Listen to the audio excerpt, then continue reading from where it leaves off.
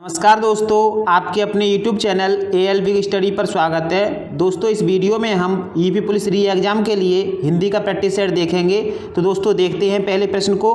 पहला प्रश्न है, जिन स्वरों के उच्चारण में दो मात्रा का समय लगता है या ह्रस्व से दोगुना समय लगता है, यानी ह्रस्व स्वर से दोगुना समय लगता है, उनको क्या कहते हैं? तो दोस्तों उन स्वरों को हम गुरु स्वर कहते हैं या दीर्घ स्वर कहते हैं। ह्रस्व स्वर से जो दोगुना समय लगता है उन स्वरों को हम क्या कहते हैं? गुरु स्वर या दीर्घ स्वर भी कहते हैं। तो इसका राइट आंसर जो हो जाएगा वो बी हो जाएगा। अगले प्रश्न की तरफ चलते हैं।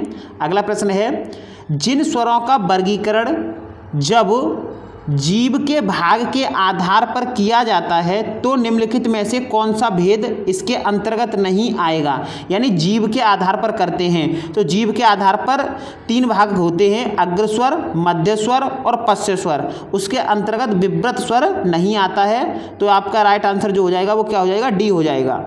अग्रस्वर, मध्य स्वर और पश्च स्वर जीव के आधार पर आते हैं, तो इसका राइट आंसर डी है।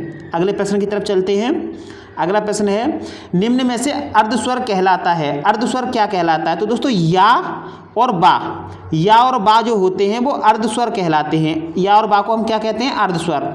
तो यहाँ पर राइट आंसर क्या हो जाएगा? ए हो जाएगा। या जो है वो क्या है? अर्धस्वर है। निम्नलिखित में से समानता सूचक चिन्ह कौन सा है? समानता सूचक, तो दोस्तों जो बराबर का चिन्ह होता है वो समानता सूचक चिन्ह होता है। तो इसमें जो राइट आंसर है वो आपका ए हो जाएगा, समानता सूचक चिन्ह। अगला प्रश्न है, निम्नलिखित शब्दों में से एक की वर्तनी शुद्ध है। एक की वर्तनी शुद्ध है। तो दोस्तों ये गुवाहाटी नहीं होता, गुवाहाटी होता है। किस तरह से लिखा जाता है? इस तरह से लिखा जाता है, गुवाहाटी। ये शुद्ध होता है। काश्मीर नहीं होता, कश्मीर होता है। चेन्नई नहीं होता, चेन्नई होता है। तो इसमें जो शुद्ध होगा वो क्या होगा? असम जो है वो एकदम शुद्ध लिखा हुआ है। तो राइट आंसर ए हो जाएगा। अगला प्रश्न देखते हैं। राकेश, रमेश, सीता, श्याम, हिंदुस्तान में कौन सी संज्ञा है? तो ये दोस्तों व्यक्तियों के नाम हैं। तो इसमें जो संज्ञा हो जाएगी वो व्यक्तिवाचक संज्ञा हो जाएगी। क्या हो जाएगी? व्यक्तिवाचक संज्ञा हो जाएगी। तो इसमें राइट आंसर क्या हो जाएगा? सी हो जाएगा। अगला प्रश्न है, विकारी शब्द के प्रकार होते हैं। तो दोस्तों विकारी शब्द के प्रकार जो हैं वो चार होते हैं। यानी विकारी शब्द जो होते हैं वो चार प्रकार के होते हैं। संज्ञा होता है आपका, संज्ञा विकारी शब्दों के अंतर्गत आता है। सर्वनाम, क्रिया और एक होता है विशेषण। एक क्या होता है दोस्तों? एक होता है विशेषण। तो विकारी शब्दों के अंतर्गत संज्ञा, सर्वनाम, क्रिया, विशेषण ये चारों आते हैं।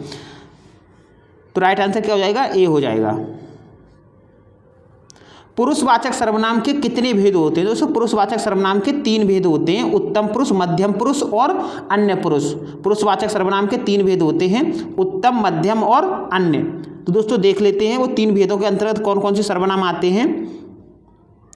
पुरुषवाचक सर्वनाम के तीन प्रकार होते हैं, उत्तम पुरुष, मध्यम पुरुष और अन्य पुरुष। उत्तम पुरुष में मैं, हम, मैंने, मेरा, हमारा, मुझे, मुझको ये सब आते हैं। यानी उत्तम पुरुष का मतलब होता है अपने लिए कहे गए, है ना। मध्यम पुरुष का मतलब होता है सेकंड पर्सन, तू, तुम, तुमने, तुमको, आप, आपको। ये सब किसके अंतर्गत आते हैं? ये मध्यम पुरुष के अंतर्गत आते हैं। और अन्य पुरुष का मतलब होता है थर्ड पर्सन, तीसरा व्यक्ति। वह, वे, ये, उन, उन्हें, उसको, यह। ये सभी सर्वनाम किसके अंतर्गत आते हैं? ये सभी सर्वनाम जो है वो अन्य पुरुष के अंतर्गत आते हैं। अगले प्रश्न की तरफ चलते हैं। सतीश चंचल बालक है। इस वाक्य में चंचल शब्द है। तो चंचल शब्द जो है दोस्तों विशेषण शब्द है। और ये किस प्रकार का विशेषण है? तो दोस्तों ये गुणवाचक विशेषण है। ये कैसा है? गुणवाचक विशेषण है, क्योंकि बालक की गुण को दर्शा रहा है, चंचल बालक है। तो राइट आंसर क्या हो जाएगा? बी हो जाएगा। न्यूनतम विशेषण की कौन सी अवस्था है? तो दोस्तों विशेषण की तीन अवस्थाएं होती हैं। उसमें न्यूनतम की बात करें, तम जो लगा होता है वो उत्तमावस्था में लगा होता है। तम जो लगा होता है वो किस में लगा होता है? उत्तमावस्था में लगा होता है। तो दोस्तों देख लेते हैं एक बार विशेषणों की अवस्था को। जैसे यहाँ पर एक शब्द दे रखा है, मूल अवस्था दे रखी है न्यून। उसमें अगर तर लग रहा है तो उत्तरावस्था होती है। अगर तर लगाकर बनाते हैं तो उत्तरावस्था होती है। और तम लगाकर बनाते हैं तो कौन सी अवस्था बनती है? उत्तमावस्था बनती है। ऐसी लघु हो गया मूल अवस्था, उसमें तर लगाया तो लघुत्तर बन गया और तम लगाया तो लघुत्तम बन गया। ऐसी निम्न है, तर लगाया निम्नतर हो गया, यानी कि इसमें कौन सी अवस्था हो गई? उत्तरावस्था हो गई। और तम लगा दिया तो क्या लगेगा? तो दोस्तों यहाँ पर उत्तमावस्था हो जाएगी। तो उत्तमावस्था में तम लगता है और उत्तरावस्था में क्या लगता है, तर लगता है। और ये दोस्तों ये क्या होती हैं, ये मूल अवस्था होती हैं। अगले प्रश्न की तरफ चलते हैं। मोहन पिताजी को पत्र लिख रहा है, वाक्य में क्रिया का कौन सा भेद है। तो दोस्तों यहाँ पर हम कहें कि मोहन पिताजी को पत्र लिख रहा है। अगर यहाँ पर हम प्रश्न करें कि मोहन पिताजी को क्या लिख रहा है, क्रिया से पहले लगाएं तो अब हमें आंसर मिलेगा पत्र। तो यहाँ पर दोस्तों सकर्मक क्रिया है, क्योंकि यहाँ पर क्या मौजूद है, यहाँ पर कर्म मौजूद है। तो इसका राइट आंसर क्या हो जाएगा, डी हो जाएगा। अगला प्रश्न देखते हैं। इनमें से स्थितिवाचक अव्यय कौन सा है। स्थितिवाचक अव्यय जो है दोस्तों भार है, भार जो है वो स्थितिवाचक अव्यय है। इसका राइट आंसर क्या हो जाएगा, डी हो जाएगा। निम्न शब्दों में पुल्लिंग शब्द कौन सा है। पुल्लिंग शब्द बताना है दोस्तों। जाति स्त्रीलिंग शब्द होता है, विधि स्त्रीलिंग, राशि स्त्रीलिंग, लेकिन शशि जो है, शशि शब्द जो है वो पुल्लिंग शब्द होता है। तो राइट आंसर डी हो जाएगा। दिए गए विकल्पों में से विधुर का स्त्रीलिंग कौन सा है। विधुर का स्त्रीलिंग बताना है। तो दोस्तों विधुर का स्त्रीलिंग जो होता है वो विधवा होता है। क्या होता है, विधवा। राइट आंसर सी हो जाएगा। चाकू शब्द का बहुवचन क्या होगा। चाकू शब्द का बहुवचन, तो दोस्तों चाकू शब्द का बहुवचन जो होता है वो चाकू ही होता है। इसका बहुवचन जो है वो बदलता नहीं है, चाकू ही होता है। तो राइट आंसर डी हो जाएगा। दिए गए वाक्य का काल ज्ञात कीजिए। दिए गए वाक्य का काल ज्ञात कीजिए। गाय घास चर कर चली गई। तो दोस्तों गाय घास चर कर चली गई, तो ये जो काल है वो भूतकाल का है ना। ये क्या हो जाएगा, सी हो जाएगा, भूतकाल।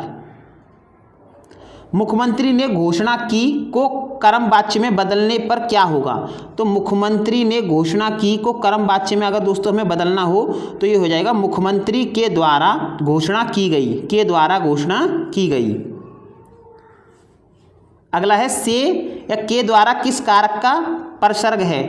तो दोस्तों ये करण कारक का है, से या के द्वारा। और ये दोनों जो होते हैं वो साधन के रूप में प्रयुक्त होते हैं। ये किसके द्वारा होते हैं, साधन के रूप में प्रयुक्त होते हैं। और ये करण कारक के चिन्ह हैं।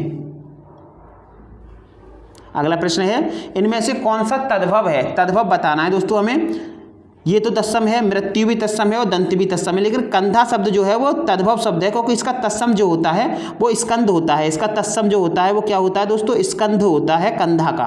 तो राइट आंसर क्या हो जाएगा, ए हो जाएगा, तद्भव शब्द है। लवड़ का तद्भव क्या होगा। लवड़ का तद्भव जो होता है दोस्तों नॉन होता है। क्या होता है, नॉन होता है लवड़ का तद्भव, नॉन। तो राइट आंसर ए हो जाएगा।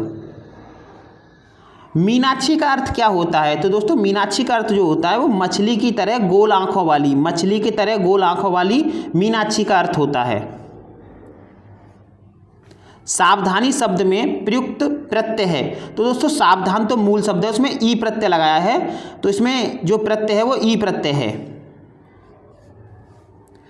प्रागैतिहासिक में किस उपसर्ग का प्रयोग हुआ है। तो दोस्तों इसमें हुआ है प्राक जो उपसर्ग है उसका प्रयोग हुआ है।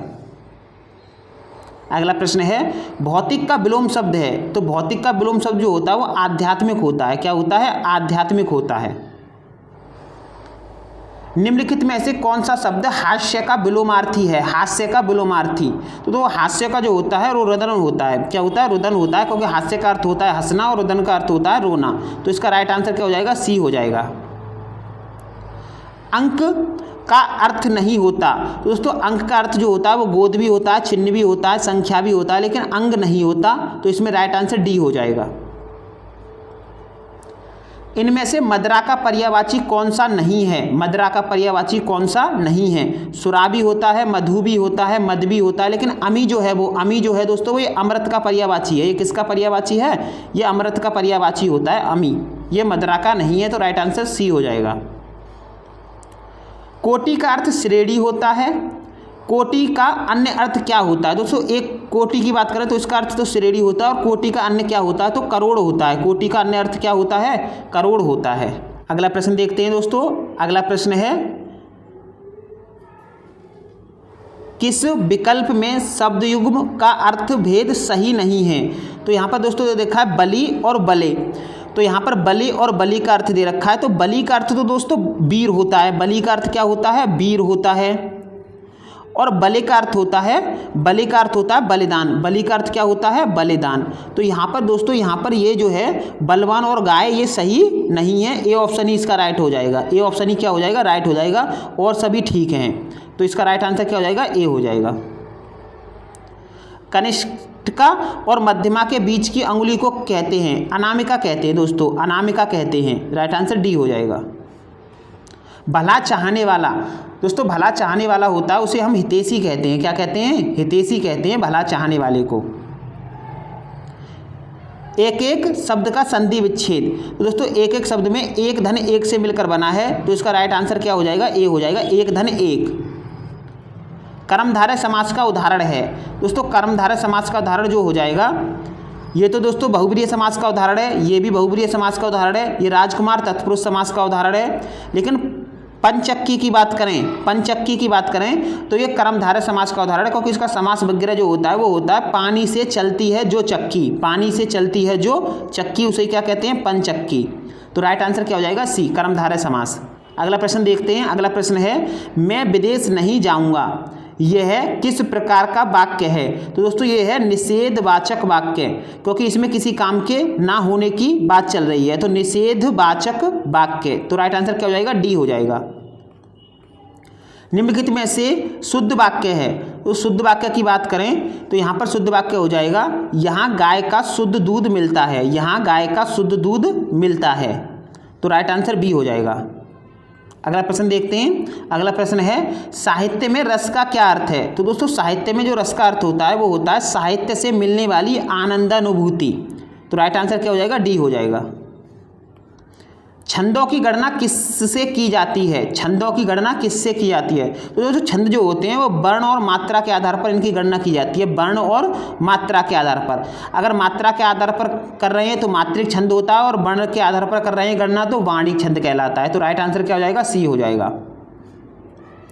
कुंडलिया छंद में कितने चरण होते हैं? दोस्तों कुंडलिया और छप्पे दो चरण ऐसे होते हैं, दो छंद ऐसे होते हैं जिनमें 6-6 चरण होते हैं। कितने चरण होते हैं? 6-6 होते हैं। कुंडलिया चरण की बात करें तो इसके प्रथम 2 चरण होते हैं वो दोहा के होते हैं, और 4 चरण किसके होते हैं? 4 चरण जो होते हैं दोस्तों वो रौला के होते हैं। 2 चरण दोहा के और 4 चरण किसके होते हैं? रौला के होते हैं, क्योंकि दोहा और रौला से ही मिलकर बनता है क्या? कुंडलिया। अगले प्रश्न को देखते हैं दोस्तों। अगला प्रश्न है, काहे कभी बेनी बेनी ब्याल की चुराई लीनी, इसमें कौन से अलंकार का प्रयोग हुआ है? तो दोस्तों यहाँ पर बेनी बेनी 2 बार आया है। एक जैसे शब्द अगर 2 बार आए तो उसमें यमक अलंकार होता है, क्योंकि यहाँ पर दोस्तों एक बेनी का अर्थ तो कभी है और दूसरी बेनी का अर्थ है बाली की चोटी, यानी बाली की चोटी जो होती है उसका अर्थ है। तो यहाँ पर राइट आंसर क्या हो जाएगा? यमक अलंकार। अगला प्रश्न है, ताक पर रहना मुहावरे का अर्थ क्या है? ताक पर रहने का मतलब होता है दोस्तों मौका देखते रहना, मौका देखते रहना। अगला प्रश्न देखते हैं। निम्नलिखित मुहावरे का अर्थ क्या है? गागर में सागर भरना। तो दोस्तों गागर में सागर भरने का अर्थ होता है थोड़े शब्दों में अधिक कहना, थोड़े शब्दों में अधिक कहना। अगला प्रश्न देखते हैं। अगला प्रश्न है, रचना और रचनाकार का कौन सा युग्म सही नहीं है? रचना और रचनाकार का कौन सा युग्म सही नहीं है? तो दोस्तों यहाँ पर देखें, तुलसीदास की रचना रामचरितमानस ठीक है एकदम, कुतुबन की मृगावती ठीक है, मलिक मोहम्मद जैसी की बात करें तो पद्मावत ठीक है, मंझन चित्रावली। तो दोस्तों ये जो है युग्म सही नहीं है, क्योंकि मंझन की जो रचना है वो मधुमालती है। क्या है? मधुमालती रचना है इनकी, मधुमालती। और चित्रावली जो रचना है दोस्तों, चित्रावली जो रचना है ये शेख उस्मान की है, शेख उस्मान की रचना है, तो ये युग्म जो है एकदम गलत है। अगला प्रश्न है, गोवा की सुकृत राजभाषा क्या है? सुकृत राजभाषा क्या है? दोस्तों गोवा में जो बोली जाती है वो कोंकणी बोली जाती है। क्या बोली जाती है? कोंकणी बोली जाती है। तो दोस्तों अगर आपको वीडियो अच्छी लगी हो तो वीडियो को लाइक करें तथा चैनल को सब्सक्राइब करें। धन्यवाद दोस्तों।